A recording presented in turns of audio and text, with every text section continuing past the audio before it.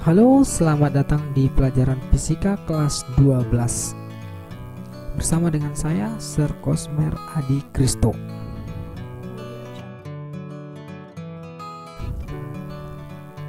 Kita mulai saja belajar dengan membahas bab 1. Materi bab 1 itu mengenai rangkaian arus searah. Rangkaian arus searah adalah rangkaian listrik yang terjadi di mana arus bergerak hanya satu arah. Itu maknanya.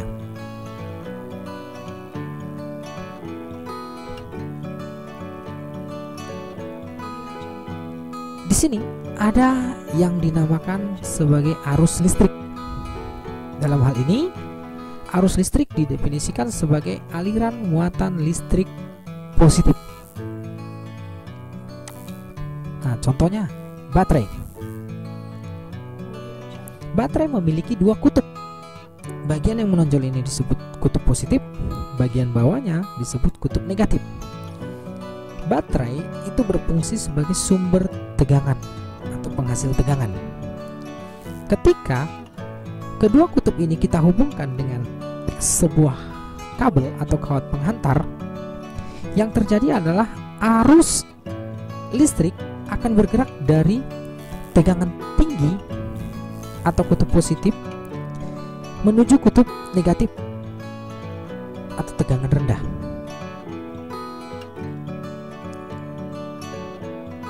Arus listrik itu arah geraknya berlawanan dengan arah gerak elektron.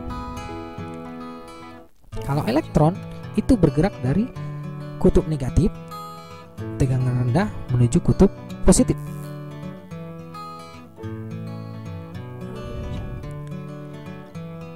Ada yang dinamakan sebagai kuat arus listrik.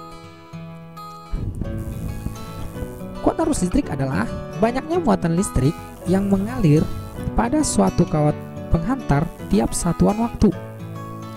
Secara matematis dapat didefinisikan sebagai I sama dengan Q per T, di mana I merupakan kuat arus listrik, satuannya ampere. T itu adalah waktu, satuannya sekon. Q menyatakan besarnya muatan listrik, satuannya kolom. Nah, muatan listrik ini sebenarnya adalah elektron yang bergerak, sehingga Q itu kita bisa ganti persamaannya menjadi N kali E, di mana N itu menyatakan banyaknya elektron yang bergerak, sementara E-nya adalah besarnya muatan elektron. Besar muatan elektron itu nilainya sudah tetap sebesar min 1,6 kali 10 pangkat min 19 kolom.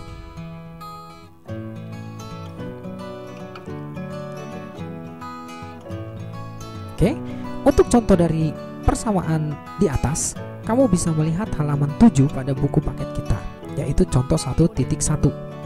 Silakan dipahami sendiri. Saya rasa itu contohnya sudah sangat jelas di situ dan sangat mudah. Hanya membutuhkan kepandaian dalam berhitung saja. Berikutnya alat ukur listrik. Ada yang dinamakan sebagai ampermeter. Nah, ampermeter ini berguna untuk mengukur besarnya kuat arus listrik yang mengalir pada suatu kawat penghantar atau pada rangkaian. Nah, ini adalah contoh ampermeter analog. Nah, ampermeter itu ada yang analog, ada yang digital. Hampir semua alat ukur sekarang ada yang digital. Nah, untuk yang digitalnya silahkan cari sendiri di internet ya. Berikutnya adalah voltmeter. Voltmeter itu berfungsi untuk mengukur tegangan listrik.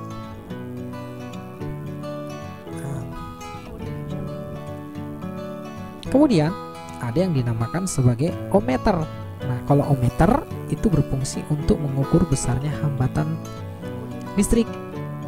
Nah, seperti ini contoh yang analog. Nah, kalau ketiga alat ukur ini digabung menjadi satu, itu dinamakan multimeter. Nah, jadi multimeter ini berguna untuk mengukur arus, mengukur tegangan dan hambatan. Biasanya inilah yang sering terdapat dijual di pasaran. Nah, seperti ini yang contoh yang analog. Yang digital juga ada. Nah, kemudian hukum Ohm. Nah, hukum Ohm itu dikemukakan oleh George Ohm. Katanya, pada suhu tetap, kuat arus yang mengalir pada suatu kawat penghantar listrik sebanding dengan besarnya tegangan. Atau bahasa sederhananya, ketika ada baterai kita hubungkan dengan sebuah kawat penghantar atau kabel, maka kuat arus yang mengalir pada kabel tersebut nilainya akan sebanding dengan besarnya tegangan yang terdapat pada baterai. Nah, secara matematis dapat dinyatakan dengan persamaan V sama dengan I kali R. V itu merupakan beda potensial, satuannya volt. I itu kuat arus, satuannya ampere. R itu besarnya hambatan kawat penghantar. Nah, kita perhatikan di sini berdasarkan hukum Ohm ini ada grafik hubungan antara V dan I.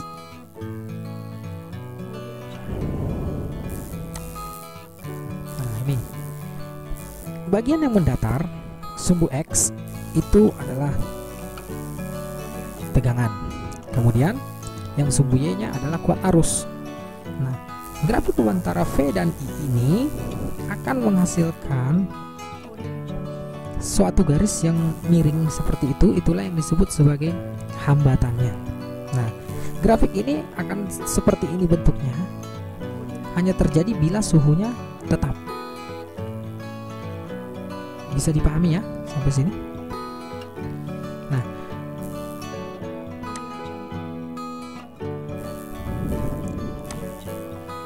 untuk contoh soalnya, kamu bisa perhatikan di buku paket kita halaman 10, contohnya 1.2. Silakan dicoba nanti dibaca sendiri ya. Berikutnya hambatan listrik pada kawat penghantar atau hambatan listrik pada kabel, itu bahasa sederhananya ya. Nah, ini contoh kabel. Nah, kabel ini ada yang tunggal, ada yang serabut, ada juga yang tunggal digabung beberapa seperti ini. Nah, dari sini kita lihat kabel ini pasti punya panjang. Yang kuning ini biasa terbuat dari tembaga, kalau yang warna silver ada yang dari aluminium. Terus dia bentuk diameternya ini seperti seperti ada luasnya, ini lingkaran. Nah, dari sini kita bisa amati bahwa besarnya hambatan listrik pada kabel atau kawat penghantar itu bergantung pada 3 hal. Yaitu ada yang dinamakan di sini rho. Rho ini hambat jenis. Ya. Berarti tembaga dengan aluminium itu akan memiliki hambat jenis yang berbeda-beda. Nilainya selalu tetap. Jadi tembaga satu dengan tembaga yang lain itu hambat jenisnya pasti sama. Begitu juga dengan aluminium yang lainnya. Kemudian di situ ada L. L itu menyatakan panjang kawat penghantar. Lalu A itu menyatakan luas penampang kawat. Dalam hal ini luas penampang kawat itu adalah luas lingkaran. Bisa dipahami ya persamaan ini. Nah, ini contoh soalnya.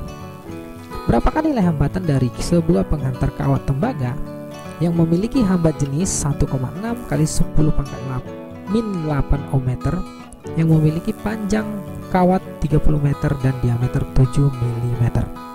Nah, untuk penyelesaiannya diketahui ada hambat jenisnya sebesar 1,6 kali 10⁻⁸ Ohm meter, ada panjang kawatnya atau L-nya 30 meter, lalu ada diameter 7 mm. Nah, yang ditanya tentunya besarnya hambatan pada kawat ini. Yang harus kita lakukan pertama kali adalah karena di situ dikasih tahu diameternya 7 mm, kita cari dulu luasnya, luas penampang kawat ini. Nah, dalam hal ini luas penampang lingkaran yang kita gunakan untuk mencari besarnya luasnya. Nah, luas penampang lingkaran karena diketahui diameternya itu kita gunakan saja 1/4 pi d kuadrat. Nah, kita masukkan data-datanya, diperolehlah luas penampangnya itu 38,5 kali 10⁻⁶ meter persegi. Nah, kemudian setelah luas penampangnya dapat, ya tinggal kita masukkan saja ke rumus besarnya hambatan kawat ini, yaitu R sama dengan rho L per A. Kita masukkan datanya, sehingga dengan menggunakan kalkulator kita dapat hasil besarnya hambatan kawat pada soal ini adalah sebesar 1,309 kali 10 pangkat min 2 ohm. Nah, ini adalah contoh soal mengenai hambatan kawat.